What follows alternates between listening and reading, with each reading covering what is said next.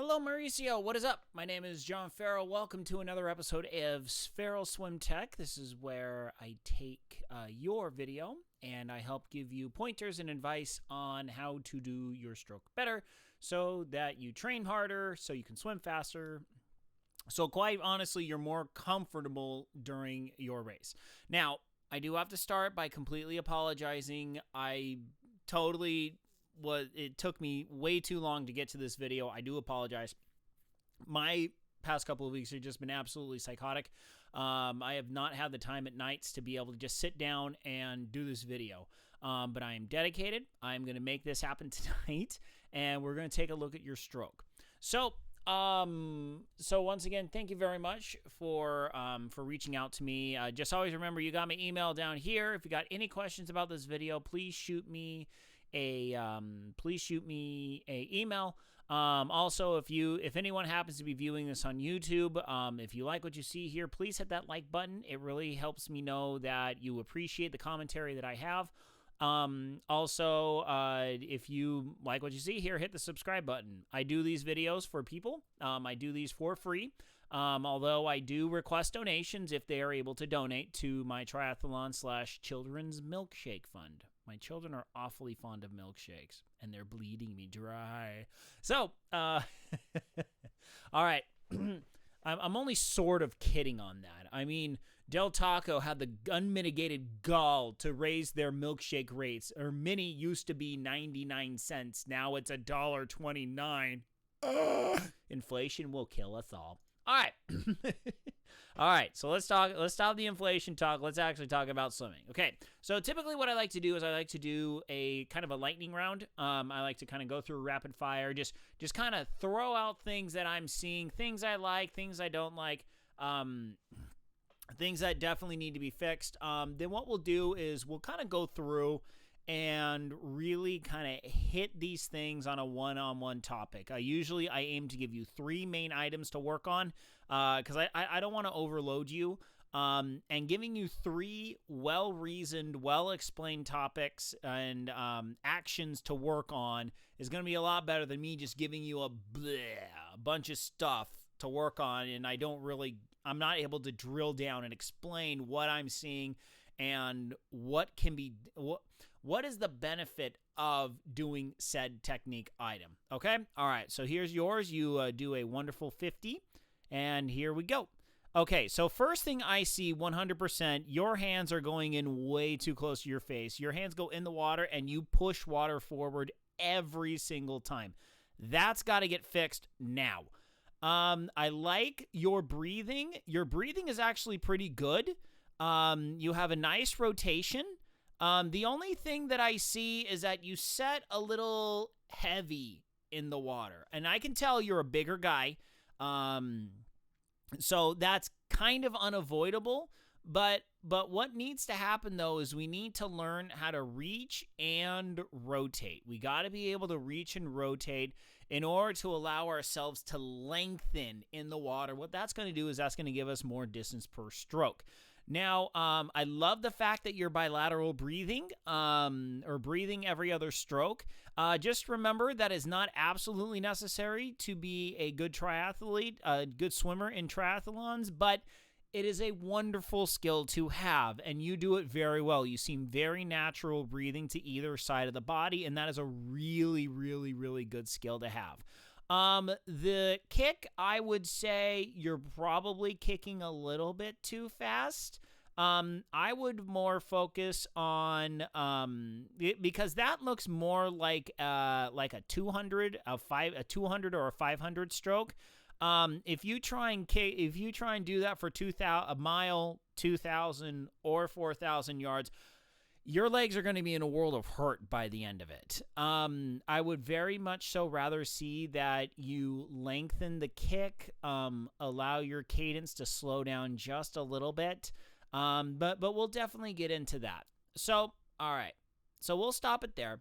But let's first focus on those hands. That your recovery would be the number one thing I would focus on, because your recovery is doing 2 things. Here, let me click you off for a sec. Your recovery is doing 2 things. Number one is that you're not getting enough distance per stroke. Number two, you are pushing water forward each and every time that you are swimming, okay? Remember, we move forward by pushing water backwards, okay? We push water backwards in order to move forwards. So by that logic, if we push water forwards, that actually moves us ever so slightly backwards. So you are literally pushing yourself backwards every single time you recover. So we need to fix this now. I would literally drop everything that you're doing and fix the recovery now. So how do we fix the recovery? We have a couple of different options in order to fix the recovery. The main one is you pretty much have two options. Option one, high elbow recovery, which is the more traditional recovery for pool swimmers. So we push all the way back, we bring that shoulder, we rotate the body, bring that elbow nice and high, and then we keep pushing that hand forward on top of the water, so then we grab that water and push it backwards underneath the water. That's option number one. Option number two, you got straight arm recovery. Quite frankly, straight arm, given your build, a straight arm recovery might not necessarily be a bad idea. Now, straight arm recovery is when you push back and then you bring the arm up and over the water like this. Now, usually the reason why people do straight arm recovery is number one, race specific is if you're in an area, a location. Hold on. I gotta sneeze real quick. I apologize.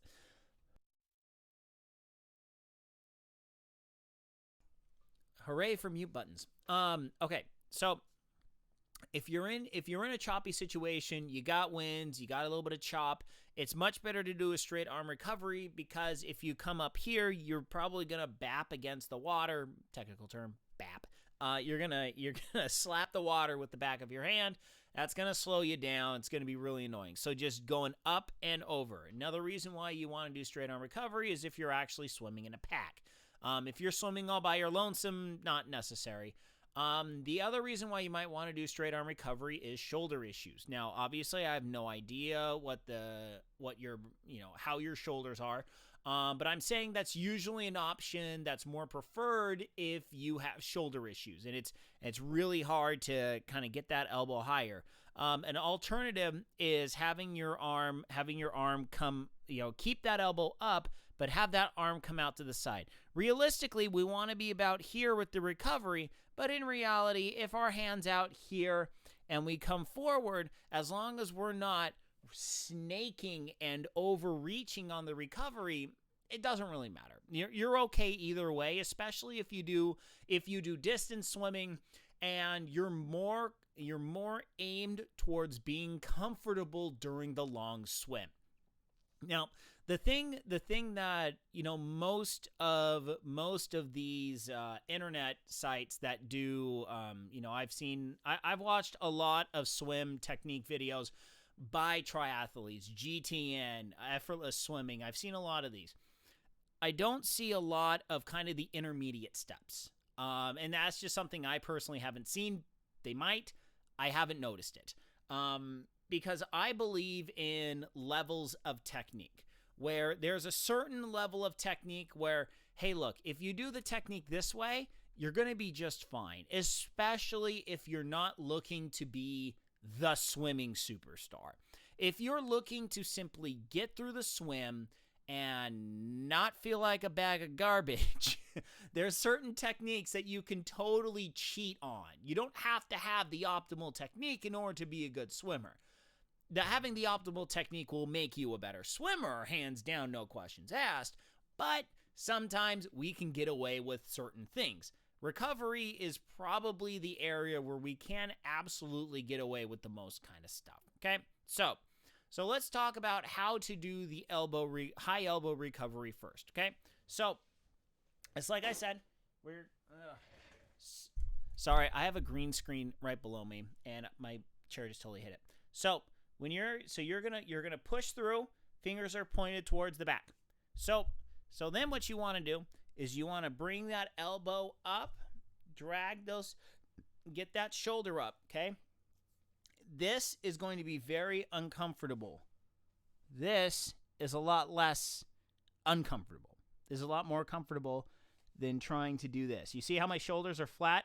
So if I try and wrench my elbow up, it's putting a lot of torque on my shoulder. This is why we want to have a good rotation, because you're here, that elbow's up, you push forward, okay? So then my shoulder's down, my elbow is up, you push on through, shoulder down, or kind of shoulders right here, elbows up and forward, okay? So the way that I've learned how to teach recovery like this is you want to start by getting the elbow rotation in, okay? So you start in the back, come to the front. Start to the back, come to the front.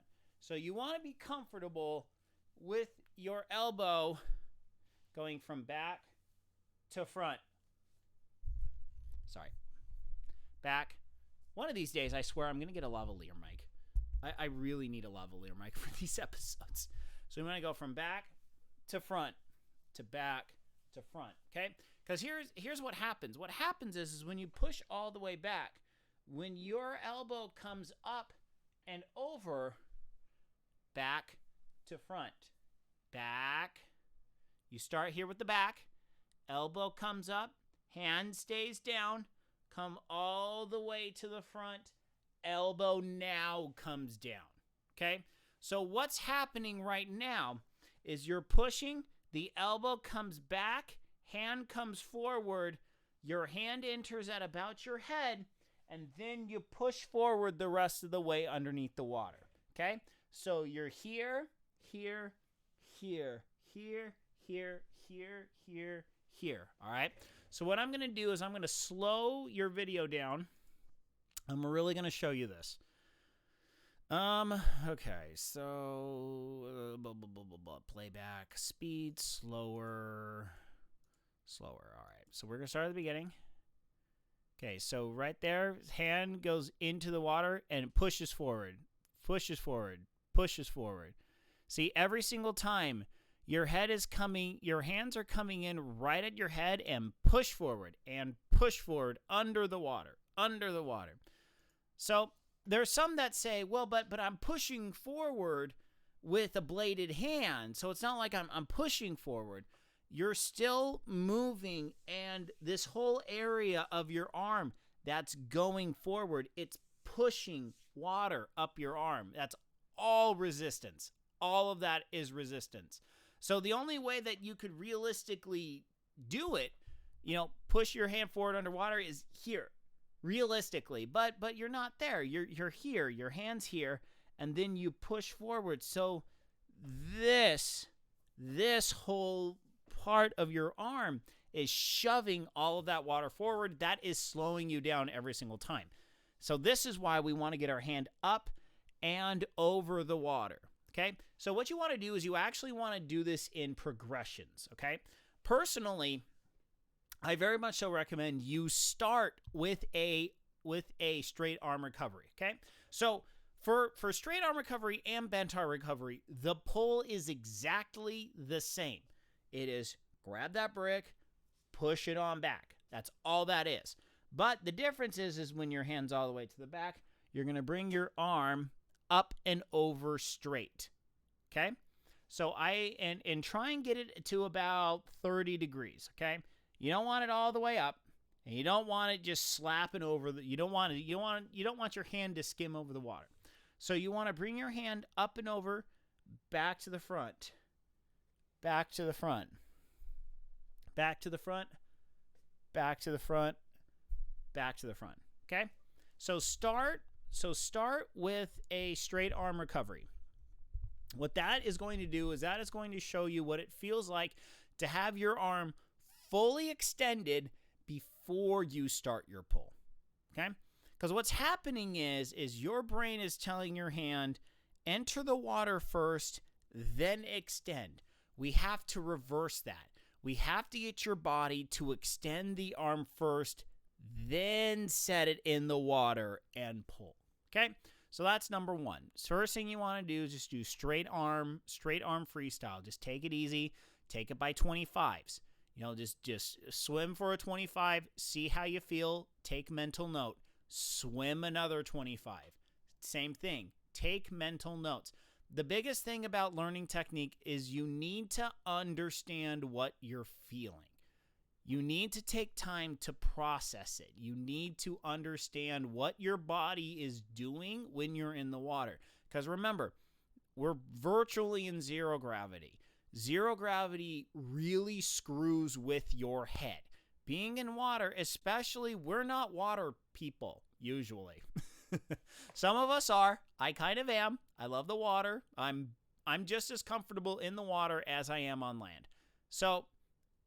But it took me years and years and years to get to this point. If you're not at this point, being in water is still very foreign. It is a very weird environment. So take time.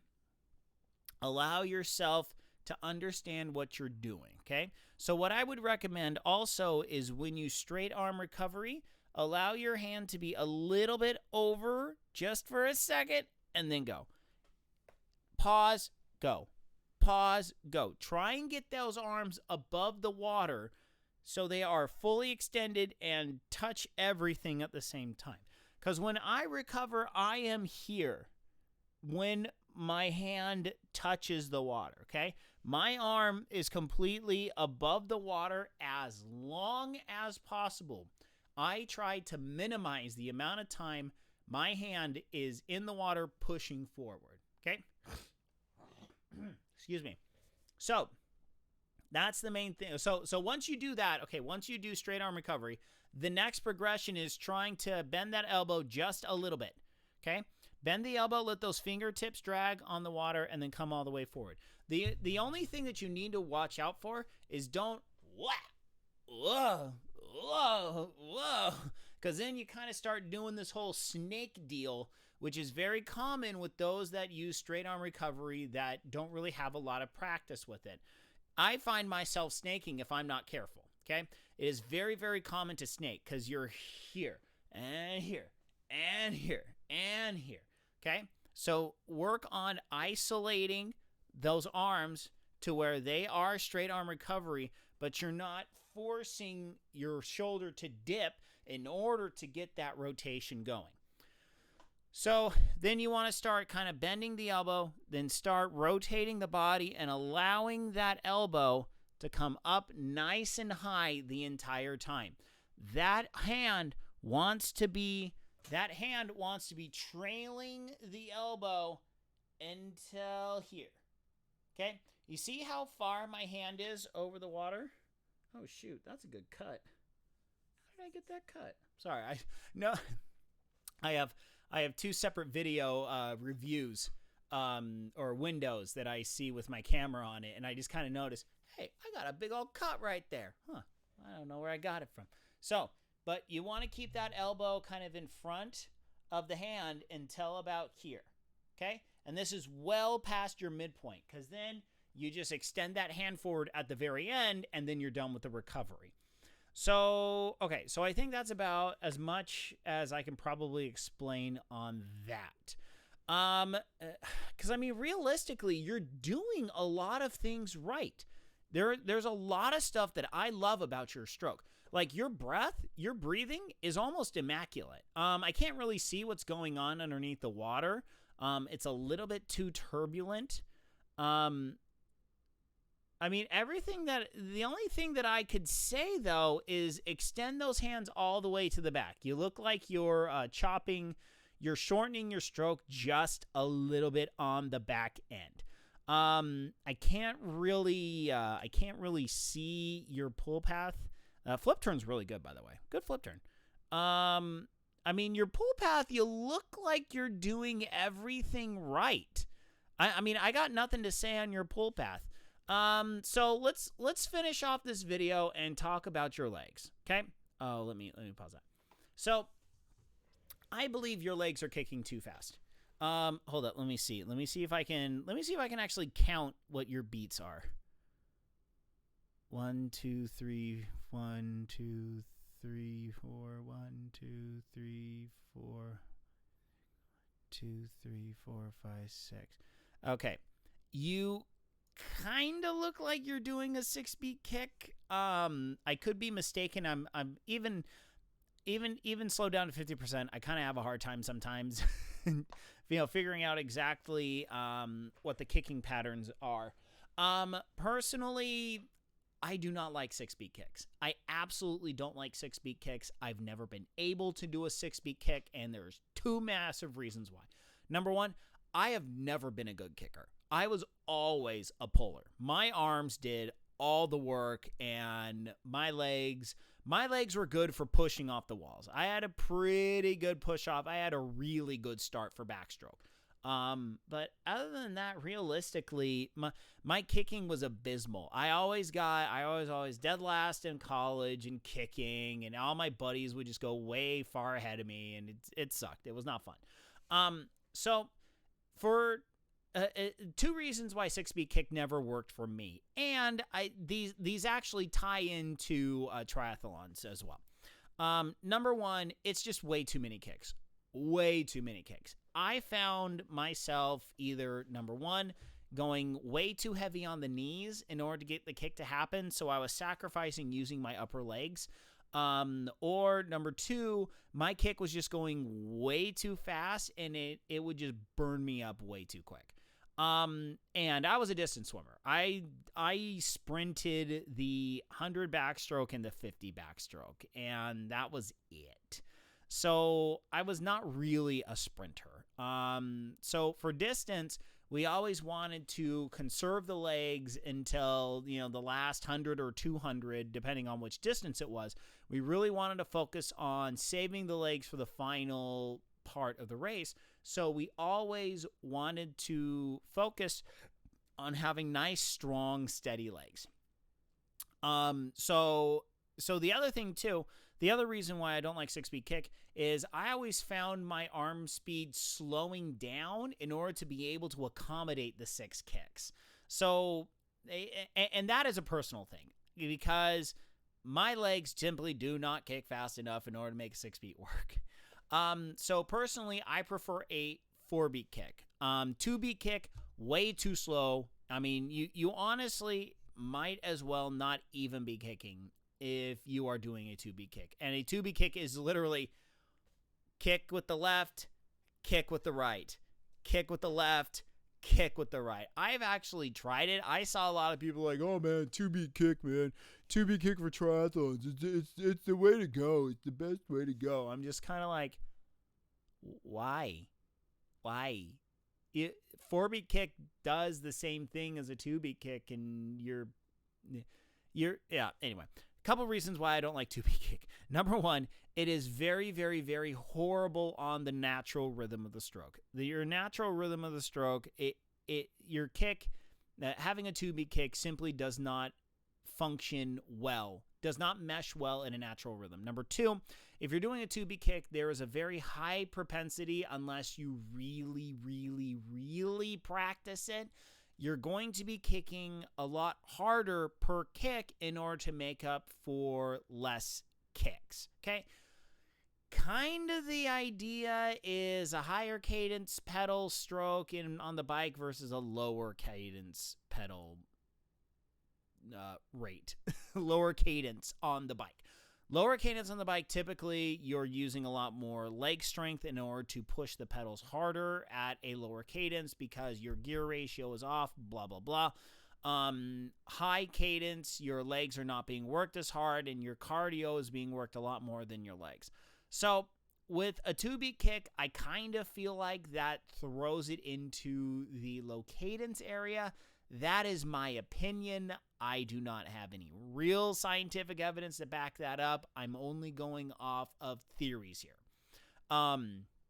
Also, I would never be caught dead doing a 2-beat kick. I mean, that's just me personally. However, 4-beat kick is the best of both worlds. It's only 2 kicks per pull. 1, 2, 3, 4. 1, 2, 3, 4. Your legs slow way down with this. And you're able to simply get a nice rhythm with those legs. 1, 2, 3, 4. 1, 2, 3, 4. It is very good with straight leg kick. I can do it with sprint. I can do it with distance. It is an all-around kicking pattern. I love 4-beat kick, and I will continue to teach this and preach this until either A, I magically see the light and the 2-beat kick has been revealed to me, or literally everyone starts doing a 4-beat kick because it is the superior kick. Okay. All right, enough about me on my soapbox. I mean, realistically, I do think, I do believe you are kicking too much. And here's the big problem with kicking too much. If you kick too much, because you have to split the oxygen between your arms and your legs on the swim. You are consuming oxygen at a much higher rate in the pool than you are on the bike or the run because, well, I would say in theory, if we're basing it off of sustained muscle effort, okay? Obviously, I have not done the tests on this. I have not done the research. This is just going off of amount of mass used to perform the physical activity for said discipline, okay? I would believe that biking probably takes the least amount of oxygen overall, just because you are only realistically using your legs as the main driving force. Your arms are there for stability. They are in a isometric position. They are not actively using oxygen like your legs are because your legs are doing the pumping. You require oxygen to the legs in order to get them to move, blah, blah, blah. Running would be the next most demanding because you're actually actively pumping your arms in order to help the entire locomotion of you moving forward. Swimming should be the highest oxygen demand because you're using both your arms and your legs very actively during the actual event.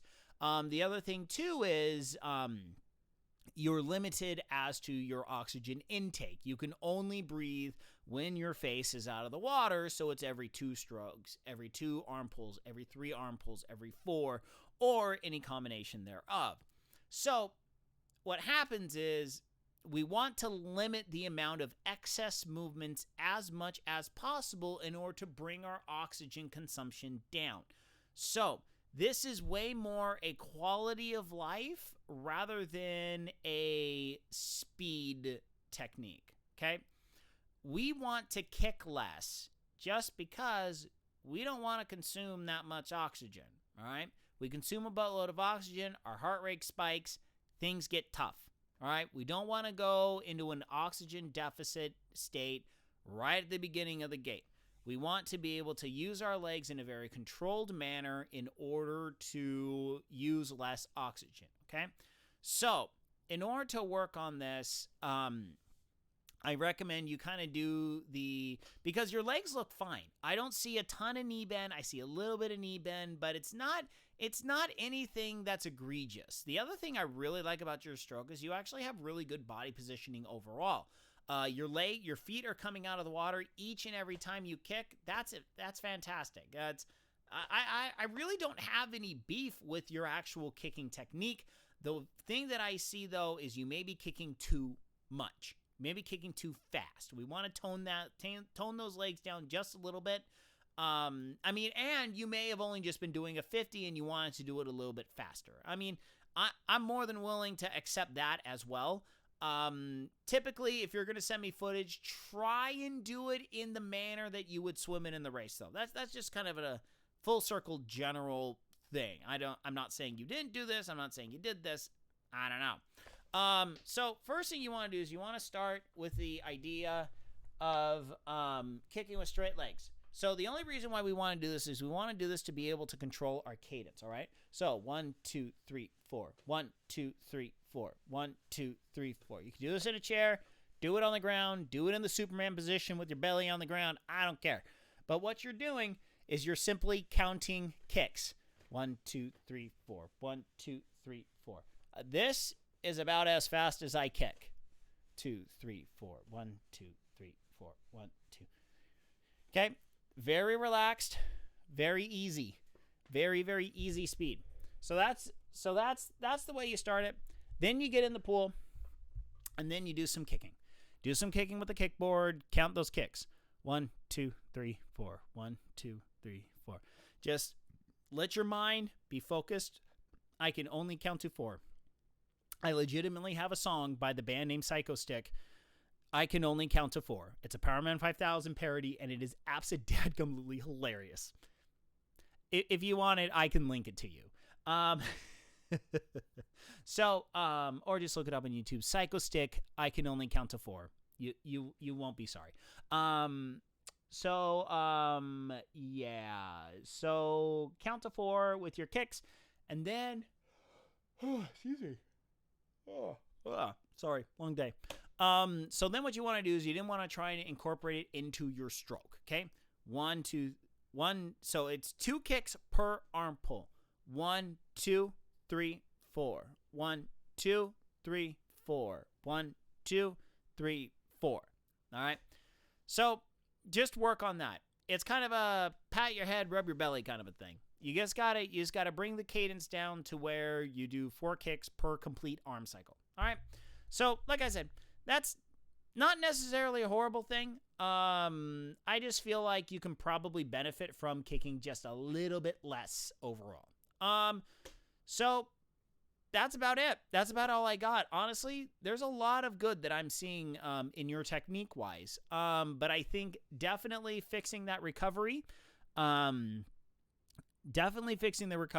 going to go a long way for you. That's going to push less water forward. That's going to allow you to move forward faster. And then lowering the kick rate will really help you conserve oxygen, so then you'll be able to go faster, longer. All right? So that's realistically all I could tell. If there's anything specific you want me to look at, shoot me an email. Tell me, hey, look, I have a question about this aspect of my stroke or that aspect of my stroke. You at this point, you'd have to point it out to me, because there's a lot that I like, and there's a lot that I kind of understand. You're a bigger guy, so me nitpicking your body rotation and stuff like that, you're not going to get that much of a big return out of it. But I think with, just since I'm thinking about body rotation, if you're able to get that elbow up, you'll be able to, you should be able to get a better body rotation that way. But realistically, there was a lot of good stuff that I saw. So you want to point something out to me, shoot me an email back. Email's right here. If you got any friends that would like to have me review their swim technique, you are more than welcome to shoot my email over to them. Also, just kind of a quick explanation on the whole donation thing. I do this for free. I do ask for donations, because, this takes a good amount of time, and, I accept 2 kinds of donations. Number 1 is monetary. I will send you a Venmo link where, if you can, send me a donation of whatever you want. Typically, if we were doing a live session together in a pool, I would typically charge $20.